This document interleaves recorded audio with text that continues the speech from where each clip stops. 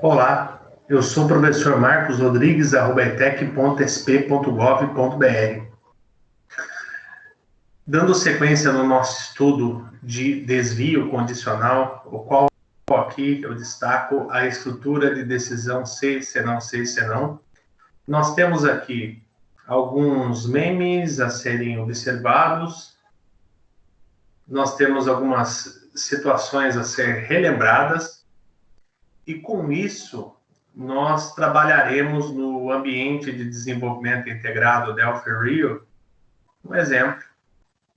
É com isso que começamos a nossa aula de hoje. Eu tenho aqui um vídeo compartilhado pela aluna Alessiane, o qual ela trata de um caso específico de uma pessoa que está andando pelo corredor, e aí aparentemente tem duas pessoas aqui sentadas, e aqui nós temos uma espécie de uma porta, né? Uma porta, onde é denominado if, depois uma segunda porta denominada else if, uma terceira porta denominada else if e uma quarta porta denominada else pendente. Ocorre que o if, o else if e o else if, ele tem condições. E uma vez que você vai passando por cada elemento desse, conta-se uma comparação. E o else pendente, que é a última das ocasiões, caso nenhuma das condições anteriores forem satisfeitas, ocorre o que vai acontecer com essa moça. Ela não conseguiu entrar em nenhum elemento, nem no if, nem no else if, nem no else if. Ocorre, então, que ela entra no else pendente. Então, de maneira completa, esse exemplo aqui, ele teria uma quantidade de 3 comparações. É claro que se ele entrasse no if, seria apenas uma. Se ele entrasse no primeiro else if, seria uma, duas. Se ele entrasse no segundo else if, nós teríamos uma, duas, três. E por fim, se não entrou nem no if, nem no else if e nem no else if, obviamente vai entrar no else pendente, e com isso a quantidade de comparações seriam 3. Observemos o meme aqui, né, um vídeo. Bateu. Vamos assistir mais uma vez, né? Tá doendo a cabeça. Aí entra nessa última. Pum, bateu. Bateu. Bateu de novo. E a última vez. Pum. 2. 3. Então, quantidade de comparações 3. Aí, no quarto elemento, ele entraria. Vamos pausar o vídeo aqui. E aí eu trabalho com aquela didática dos bonecos de palito. Então, eu tenho uma figura que eu postei alguns dias atrás, uma figura que eu denomino como original, e eu utilizo para exemplificar esse raciocínio, né? Então, eu vou utilizar aqui uma outra cor aqui. Então, nós teríamos, por exemplo, para esse primeiro caso aqui. Eu vou tirar eu do lado aqui. Você faz necessário agora, por exemplo. Vamos deslizar aqui para ter um pouco mais de espaço, um pouco mais de ganho. Descer esses bonecos.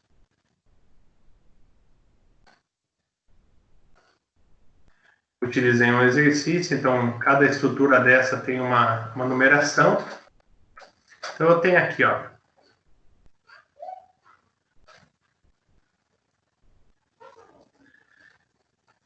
If,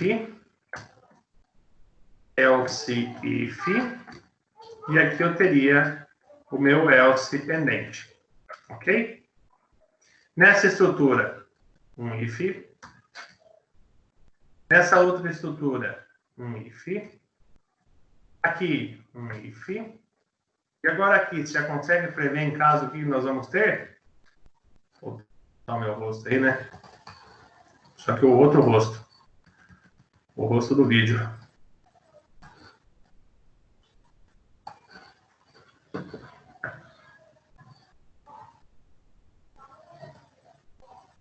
Aí nós teremos aqui o if e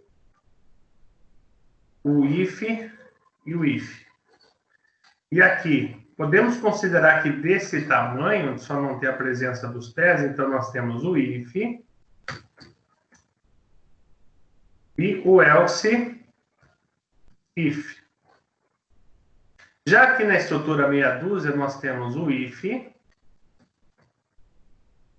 else if e mais uma vez else if, pelo tamanho em comparação ao anterior. Aqui nós teríamos if,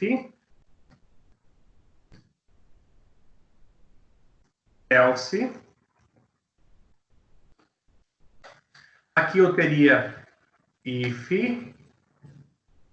else if, e dentro do else if, dentro do else, eu teria uma outra estrutura que eu vou colocar dentro aqui, tá? Lembrando, né, gente, com instrução de mais de uma linha, esse cara ficaria assim, dessa forma. Claro que para exemplificar aqui, eu não vou fazer desse tamanho. Eu vou tirar já já. De acordo com o desenho, o que eu teria aqui dentro do else pendente?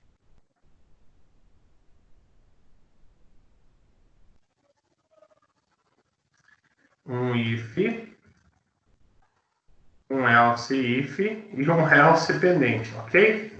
Tá? Ficou um pouco grande aqui, eu vou refazer. If, else pendente. Aí dentro do else pendente, eu teria um if, else if e um else. Veja, essa estrutura aqui está dentro do else pendente. Então, a quantidade de comparações vai depender. Por exemplo, se cair nesse if, vai ser quanto? Uma. Se cair no else if, vão ser quantas comparações? Duas. Aí, se cair no else pendente, 3? Não, o else pendente não conta. O que conta é o que tem condição. Então, vamos lá? 1, 2, chega aqui nesse desvio. Obrigatoriamente ele cai aqui dentro. 3, 4, e aí se cair no else pendente aqui, está aqui dentro, ele não contará a quantidade de comparações. Todavia, ele passou pelo if, passou pelo else if e passou pelo else pendente, tá? Só uma olhadinha, está gravando, né? A desconfiança é grande. Vamos lá para as demais estruturas. Uma coisa que eu queria salientar aqui, tem um exemplo que eu não fiz, né? A gente pode expandir agora esse universo. Ó. Vou pegar esse cara aqui, Ctrl+C copia, Ctrl+V cola. O que eu poderia ter dentro aqui do chulezinho do boneco, por exemplo? Uma outra estrutura. Eu poderia ter aqui dentro, fazer de outra cor para destacar, a cor laranja.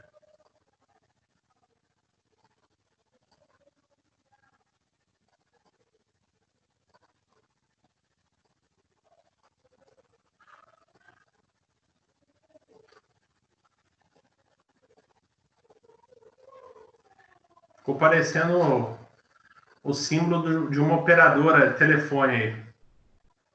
If e else. E dentro do else aqui, o que nós temos? Deixa eu trocar a cor aqui de novo.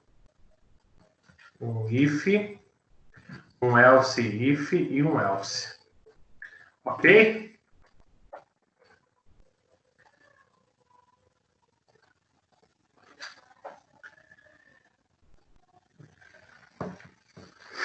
O que nós poderíamos ter aqui agora?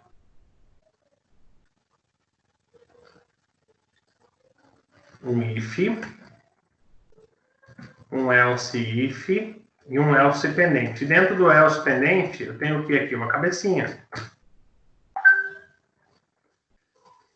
Aqui eu tenho um if, um else if, um else pendente, e aqui dentro eu tenho o quê? Duas estruturas de decisão isoladas. Cabeça e cabeça. Um aluno me perguntou outro dia, Marcos, quando cai no else pendente, obrigatoriamente ele tem que fazer essas duas cabeças aqui, né? A resposta é sim. É obrigado a fazer as duas cabeças. Então, nós teríamos, se a gente fosse considerar o teste da estrutura aqui, senhores, seria assim: 1, 2, o else pendente não conta, mas é obrigado, quando você cai no else pendente, a continuar. 3, 4. Aqui, if, else if e o else pendente. Dentro do else pendente, daí eu tenho if, if. Então, nós temos uma, duas, e aí, caindo no else pendente, obrigatoriamente eu vou ter mais 3. Eu já tenho duas comparações, com 3 comparações, resultará em 5, tá? Agora tá ficando mais apertado o espaço aqui. Deixa eu ganhar mais uma. Desenvolver a didática aqui. Trouxe o else pendente de alguém aqui. Vamos encaixar no local certo, né?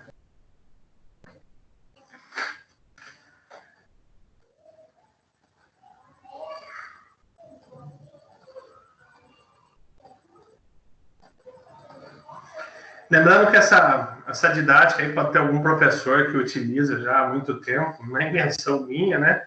Mas eu há muito tempo, desde que eu leciono, eu gosto de utilizar para explicar essa parte da programação envolvendo esse raciocínio, tá? Então, nós temos aqui cabeça, tronco, pés. Aí, dentro do pé, eu tenho cabeça, tronco.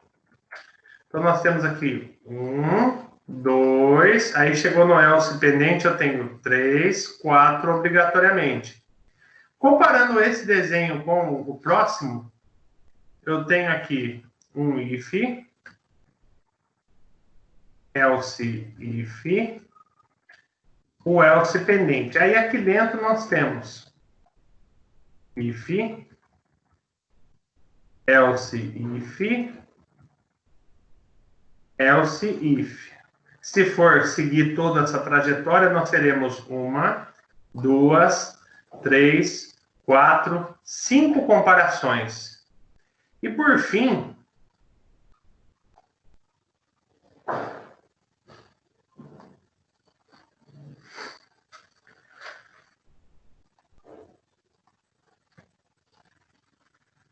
if, else if, e nós temos o else pendente. Dentro do else pendente, observemos aqui pela figura, que é um if e um else. Qual que seria a quantidade de comparações, Marcos? Se percorrer tudo, né? Então seria 1, 2, 3. Senhores, diante daquele meme enviado pela aluna Leciane, e também por essa didática do boneco de palito, eu vou encerrar esse vídeo e aí cada linguagem de programação aí eu vou aplicar. Eu me recordo se no começo eu falei que ia fazer no Delphi, mas é claro, se eu for fazer no Delphi, aí eu posso fazer no modo console, para a linguagem Pascal.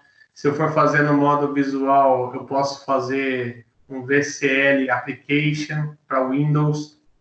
Se eu fosse fazer esse raciocínio aqui numa linguagem como a linguagem C, a linguagem C++, eu ia fazer no ambiente de desenvolvimento Dev C++, por exemplo. Então, com isso, senhores, para essa etapa eu vou finalizar o vídeo e aí para cada linguagem eu trato essa questão. Agradeço vocês todos pela atenção e até a próxima aula.